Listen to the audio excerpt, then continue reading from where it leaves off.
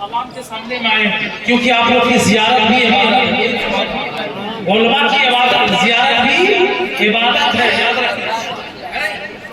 तो मैं मुख्तसर में एक मरतबा दुरूद पढ़ लीजिए, अल्लाहुम्मा सल्ली अला सय्यदिना व शफीअना व हबीबना बारिक सल्लल्लाहु अलैहि वसल्लम अलैहि। हमारे शाहिद साहब बोल रहे थे, बोलिए सुभान अल्लाह सुभान अल्लाह, लेकिन सुभान अल्लाह का मकसद आज तक हम लोग समझ नहीं पा रहे। लेकिन मैं आपको बताता हूँ, इसको नकल करते हैं हुज्जतुल इस्लाम हजरत इमाम गज़ाली रहमतुल्लाह अलैह, फरमाते हैं कि हजरत सुलेमान अलैहिस्सलाम का जमाना है और हजरत सुलेमान अलैहिस्सलाम तख्त में फजाओं में उड़ रहे हैं। तख्त के साथ दाएं इंसान है और बाएं जिन्नात, दाएं जानिब इंसान, बाएं जिन्नात, और परिंद और चरित जो है आसमान से साया किए हुए हैं। तो बनी इस्राइल का एक आबिद बोल पड़ा, हे हजरत सुलेमान अलैहिस्सलाम, अल्लाह तबारक व तआला ने इस तरह से आपके मर्तबे को बुलंद किया है, आप मुल्क अल्लाह तबारक व तआला ने आपको मुल्क अजीम बख्शा है कि आप हवाओं में फजाओं में उड़ रहे हैं, ताकत के साथ है। दुनिया का कोई बादशाह अगर दुनिया में चलता है, दुनिया में रहता है, वो 4 व्हीलर में चलता है। दुनिया का कोई बादशाह अगर हवाओं में भी उड़ता है तो बड़े प्लेन के साथ उड़ता है, वो प्लेन में इंजन भी होता है। वो बनी इस्राइल का आबिद कहता है, हजरत सुलेमान अलैहिस्सलाम, अल्लाह ताला ने आपको मुल्क अजीम बख्शा है। तो हजरत सुलेमान अलैहिस्सलाम जवाब देते हैं, ए बनी इस्राइल के आबिद, सो ये तमाम मेरा फजाओं में उड़ना, ये तख्त का उड़ना, ये जिन्नात का दाएं होना, इंसान को लेकर पूरी तख्त ताज को लेकर उड़ना, सिर्फ अल्लाह तबारक व तआला की बारगाह में उम्मत मोहम्मदिया का एक शख्स भी अगर सुभान बोल दे तो पूरी सल्तनत पूरी सल्तनत मेरी बादशाहियत ये हवाओं में उड़ना एक तरफ, और सुभान अल्लाह का बोलना उसकी बारगाह में अगर कबूल हो जाए तो अल्लाह ताला उसका बेड़ा। तो अब तो बोलिए सुभान अल्लाह सुभान अल्लाह। तो शायद फरमाते हैं कि सारी दुनिया को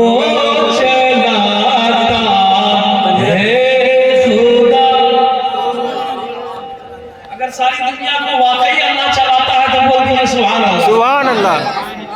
के सारी दुनिया को चलाता है खुदा, के सारी दुनिया को चलाता है खुदा, और रात को फिर रात से दिन को लाता है,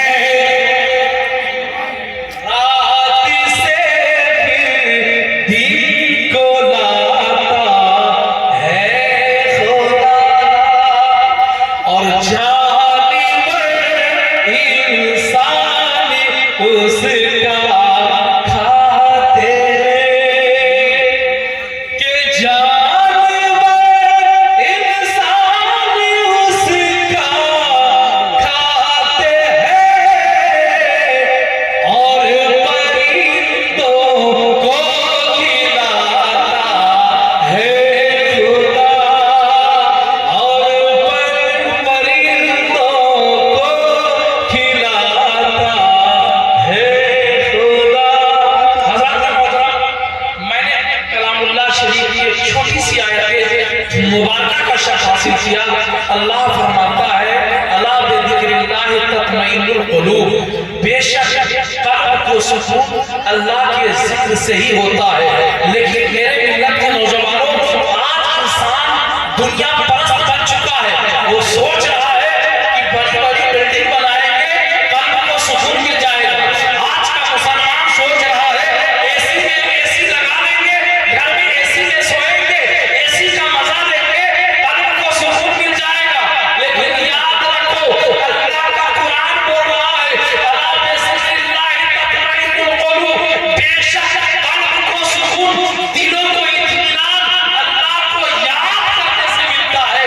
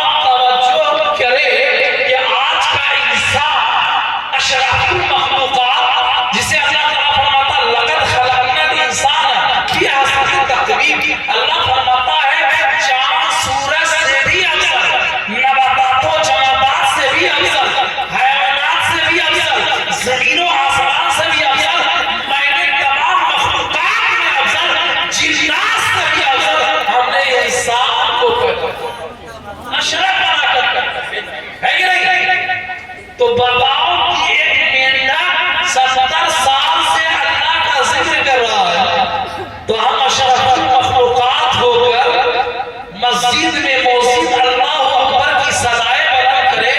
और आज का मुसलमान क्या कर रहा है, अपने घरों में मोबाइल पे खोया हुआ है, डीटीएच देख रहा है। मेरे मिल्लत के नौजवानों, याद रखो ये जो जुलूस सजाया गया है, ये जो जलसे की बैठक सजाई गई है, ये जो फैजाने औलिया कॉन्फ्रेंस में हम लोग बैठे हुए हैं, ये जो उलमा और खुतबा की तकारीरें सुन रहे हैं, तकरीर का सुनना मुस्तहब है, नाते रसूल का सुनना मुस्तहब है। अगर आप सुने तो सवाब है, ना सुने तो कोई गुनाह नहीं है।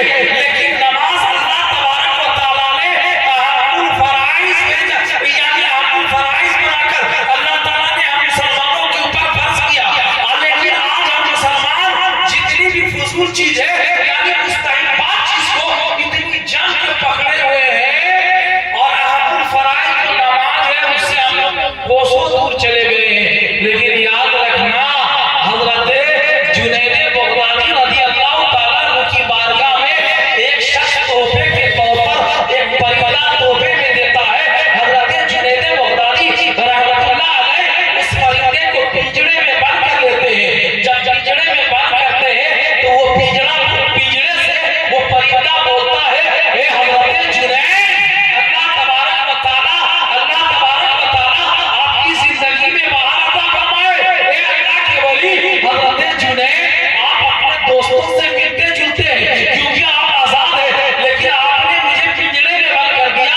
अगर मुझको भी खोल देते तो मैं भी अपने दोस्त यारों से मिलता, मैं भी अपने रिश्तेदारों से मिलता। लिहाजा मेरे मिल्लत के नौजवानों, वो परिंदा जो है हजरत जुनैद बगदादी से जब इस तरह से अर्ज़गुज़ार होता है तो हजरत जुनैद बगदादी को रहम आ जाता है और उनको खोलता है।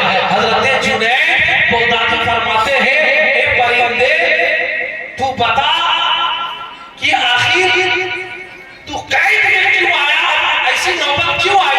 तो वो परिंदा कहता है कि मैं दिन रात अल्लाह का जिक्र किया करता था, लेकिन ऐसे जुनैद बगदादी सिर्फ एक दिन अल्लाह के जिक्र से गाफिल रहा, जिसकी वजह से अल्लाह ताला ने अपने बंदों को ज़हन दिया कि वो मुझको पकड़ कर लाया, और पकड़ के लाने के बाद आपको तोहफे के तौर पर आपको दे दिया गया। पता चला अल्लाह तबारक व तआला की जितनी मखलूक़ातें हैं सब अल्लाह के नाम की तस्बीह पढ़ती है, और जिस दिन वो तस्बीह पढ़ना बंद कर देती है, अल्लाह ताला अपने बंदों को ज़हन देता है, और अपने बंदों के जरिए या तो वो कैद में चला जाता है या तो उसको ज़बह कर दिया जाता है। तो याद रखो, मेरे नबी फरमाते हैं, जो जिंदा है उसी के ऊपर नमाज फर्ज है, जो जिंदा है उसी का जिक्र अल्लाह की बारगाह तक पहुंचता है, और जो मुर्दा है उसका जिक्र अल्लाह तबारक व तआला की बारगाह तक नहीं पहुंच रहा है। अब आप सोचे कि जो आदमी जिंदा रहकर सौमो सलात की पाबंदी को अदा न करे, जो इंसान जिंदा रहकर अल्लाह की अहमुल फराइज यानी अल्लाह की बंदगी न करे, नमाज को अदा न करे, मेरे नबी फरमाते हैं वो मुर्दा है। क्योंकि मुर्दा मरने के बाद कब्र में नमाज नहीं है, मरने के बाद कब्र में रोजा नहीं है, मरने के बाद कब्र में हज बैतुल्लाह नहीं है। तो जो इंसान जिंदा रहकर अगर वो नमाज ना पढ़े तो उसे अपने आप को मुर्दा है कि नहीं? तो आप अंदाजा लगाएं कि तारीख है, बाहर से बड़े बड़े खुतबा आएंगे, बड़ी मजलिस में बैठेंगे, इस तरह आप अंदाजा लगाएं। 5 खामियां हम लोगों के अंदर आ चुकी है। कितनी खामियां आ गई है? 5 खामियां। बोलो मैं चंद मुख्तसर से वक्त में बयान करता हूं। 5 खामियां क्या क्या आ गई है। अभी हमारे खुदा बहुत सारे लोग बड़ी चिल्लाहट के बाद, बड़ी मुश्किल के बाद ये कुर्सी को पूर किया गया है। ये कब तक ये माहौल चलेगा भाई? आपके लोधीपुर की सरजमीन पे एक से एक हुफ़ाज़े किराम है। आपकी लोधीपुर की सरजमीन पे जनाब हाफिज और कारी क्या कहते हैं, हाफिज और कारी नसीरुद्दीन साहब अलैहि रहमा, आपके मदरसे के करीब में लेटे हुए, वो अपनी नजरों से देख रहे, यकीन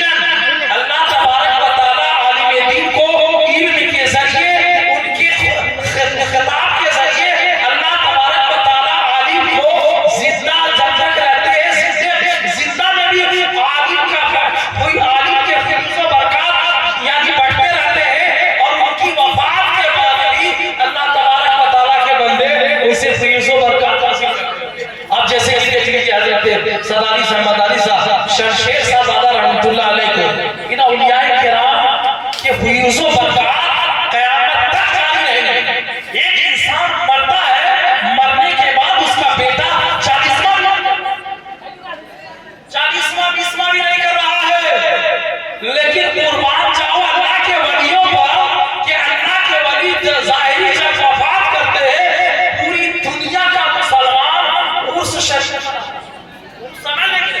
समझो कि औलियाए किराम की एक शादी होती है यानी खुशी का मकाम होता है। आप बताएं कि ख्वाजा अताए रसूल ख्वाजा मोइनुद्दीन चिश्ती अजमेरी रहमतुल्लाह अलैह की बारगाह में पूरी दुनिया से लोग पहुंचते हैं। क्या वो रिश्तेदार है किसी का? नहीं, इसलिए पहुंचते हैं कि वो अल्लाह के वली है और अल्लाह के जो वली होते हैं उनकी दुआ मुस्तजाबुद दावत डायरेक्ट रब तबारक व तआला की बारगाह तक पहुंचती है। तो मैं 5 खामियां बयान करना चाहता हूं। 5 खामियां क्या आ गई हम लोगों के अंदर? इल्म तो है, किसी को कहेंगे आप कि भाई चलिए नमाज पढ़िए, भाई चलिए जलसे का प्रोग्राम है, दुकान से आइए और चलिए कुछ देर अल्लाह रसूल का जिक्र सुन लिया जाए। अरे यार ये तो सुनते रहते, समझ रहे क्या अरे ये तो सुनते ही रहते। पता चला इल्म तो है लेकिन उसका अमल नहीं है। चराग है, माचिस भी रखा हुआ है लेकिन चराग को जब तक जलाओगे नहीं वो चराग रोशनी नहीं देगा। तो गोया इल्म है लेकिन खुदा की कसम अमल नहीं है तो उस मोमबत्ती की तरह है, उस चराग की तरह है। चराग तो है लेकिन उस चराग को रोशन किया जाए। सही बात है कि ये खामियां हमारे अंदर आ चुकी है। दूसरी खामियां क्या आ चुकी है हमारे अंदर? अल्लाह की नेमतों के लिए हम दुआ करते हैं मौला हमें 4 व्हीलर दे दे, मौला इतनी दौलत दे दे कि कम से कम घर में एसी लगा ले, मौला इतनी दौलतों वुसअत दे दे कि कम से कम हमारे बच्चे इंग्लिश मीडियम में पढ़े, डॉक्टर बने, इंजीनियर बने। ये हम लोगों के अंदर ये बहुत बड़ी खामियां आ चुकी है। और जब अल्लाह तबारक व तआला अपनी नेमत आज़मा से जब हमें बख्शता है, जब नेमत आज़मा का इस्तेमाल करते हैं, रब तबारक व तआला की नेमतों को जब हम मुसलमान खाते हैं तो उसका शुक्रिया। ये दूसरी खामी है। ये कौन सी खामी है? दूसरी खामी, अल्लाह की बड़ी बड़ी नेमतों को हम लोग इस्तेमाल करते हैं। ये हाथ अल्लाह की नेमत, अगर ये हाथ टूट जाए तो दोबारा दुनिया का कोई डॉक्टर कोई माई का लाभ पैदा नहीं हुआ है जो पहले जैसा हाथ आपको दे दे। ये आंखों की बीनाई चली जाए, ये आंख में डिफरेंस हो जाए, आंख खराब हो जाए तो पहले जैसी आंख आपको नहीं मिल सकती। ये अल्लाह की नेमत है, आंख अल्लाह की नेमत है, आंख अल्लाह की नेमत है। बस मुख्तसर मैं बताना चाहता हूँ, आपके कोई दोस्त तोहफे के तौर पर अगर कोई चीज आपको दे दे तो आप अपने दोस्त की तारीफ करते हैं, वाह मेरे दोस्त ने ये दिया है, ए भाई मेरे दोस्त ने वो दिया है। लेकिन जो रब्बे जुल जलाल आपको जिंदगी दिया है, नेमतों से बख्शा है, यानी बड़ी बड़ी बिल्डिंग जो बना रहे हो ये अल्लाह का फज़ल है। रब तबारक व तआला आपको दे रहा है, जभी आपको मिल रहा है। ये अल्लाह की बहुत बड़ी नेमत है। उस नेमत को खाकर, उस नेमत का इस्तेमाल कर हम लोग भूला जाते हैं। ये तीसरी खामी। अब चौथी खामियां क्या है? ए लोगों, चौथी खामियां ये है कि आज हमारे मोहल्ले में किसी का इंतकाल हो जाता है, हम जनाजे के साथ साथ चलते हैं। कोई कांग्रेस पार्टी की बात कर रहा है, कोई बीजेपी की बात कर रहा होता है, कोई सियासत की बात कर रहा होता है, कोई जो हंसी मजाक कर रहा होता है। लिहाजा मेरे मिल्लत के नौजवानों, हमने जब से दुनिया में पैदा लिया, जब से हमारी पैदाइश होती है, याद रखना न जाने कितने जनाजों को हमने देखा होगा, न जाने हमने कितने जनाजे को, कितने मैयतों को हमने गुस्ल दिया होगा। ए मेरे मिल्लत के नौजवानों,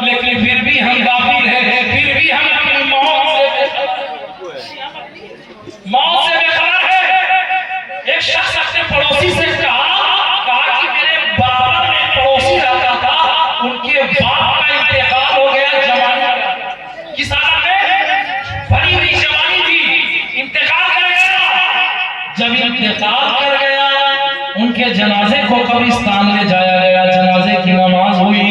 जब जनाजे की नमाज से वापस हुआ तो मेरे दिल में एक सदमा हुआ कि मेरे पड़ोसी का इंतकाल हो गया है।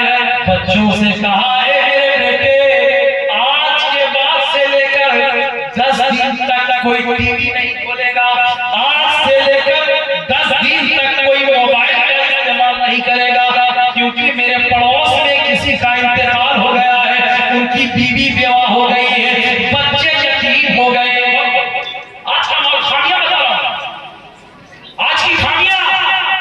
कहा कि बगल में मैंने एहतियात किया कि मेरा पड़ोसी इंतकाल कर गया है, बच्चे से मैंने कहा कि मोबाइल मत देखना, टीवी मत खोलना, लेकिन एक दिन जब मैंने कवर किया, एक दिन कंट्रोल किया, दूसरे दिन कंट्रोल किया, तीसरे दिन मेरे कानों में आवाज आती है, जिनके यहाँ मैयत हुआ था, जिनका जनाजा, जिनके घर से जनाजा उठा था, उन्हीं के घर में टीवी की वॉल्यूम की आवाज सुनाई दे रही।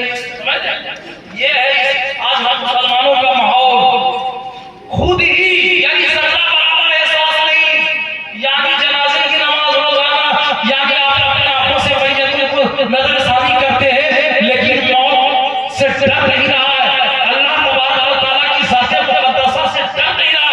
आज का मुसलमान जभी तो पाकिस्तान में भी जाके सियासत की बात कर रहा है। शौक की पांचवी खामियां क्या हो रही है? कल बरोज़े जुमरात बड़े बड़े खुतबा आएंगे, बड़े बड़े शोरा आएंगे, तकरीरें होंगी, लेकिन जब सुबह अवाम नास फजर की नमाज को भी अदा नहीं करेंगे, और बड़ी बड़ी हस्ती यहाँ तक के जो 5 वक्ता नमाज भी पढ़ता है, उन लोगों की भी ऐसी हालत हो जाती है। मैंने बहुत लोगों को देखा कि रात भर जलसा सुना और फजर की नमाज बोल हो गई और कहते हैं नमाज तो खुद पढ़ेंगे। आप गारंटी देते हैं कि आपकी जिंदगी अभी जो हम जलसा सुन रहे हैं, अभी जो हम बैठे हुए स्टेज में, अभी जब हम इकराम की ज़ियारत कर रहे हैं, सुबह तक की आप गारंटी दे सकते हैं कन्फर्म के साथ कि आप जिंदा रहे? मेरे नबी फरमाते हैं कि मुकम्मल ईमान वाला वो है जो रातों को बिस्तर इस्तिराहत में सोए, तो ये सोच के सोए न जाने फजर की नमाज में कमी नहीं मान गया। समझ गए? तो ये हालत कि सुबह होगी, चाय की दुकान में भीड़ भड़का करेंगे और कहेंगे कि वो जो बोकारो वाला शाही था ना, बड़ा अच्छा था, वो जो छोटा साहब आए थे, बड़ी अच्छी तकरीर कर रहे थे।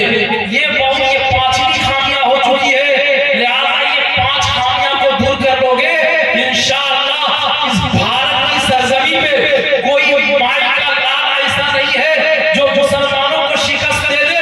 इसलिए मेरे मिल्लत के नौजवानों, अगर इस्लाम की तारीख को दोहराना चाहते हो तो सलाहुद्दीन अय्यूबी को याद करो कि सलाहुद्दीन अय्यूबी वो सलाहुद्दीन अय्यूबी है जो गौसे पाक अब्दुल कादिर जिलानी का शागिर्द है, और अकेले ही बैतुल मुक़द्दस में फतह, अकेले ही सलाहुद्दीन अय्यूबी, अकेले ही बैतुल मुक़द्दस का सफर तय करने वाला, बैतुल मुक़द्दस को फतह करने वाला।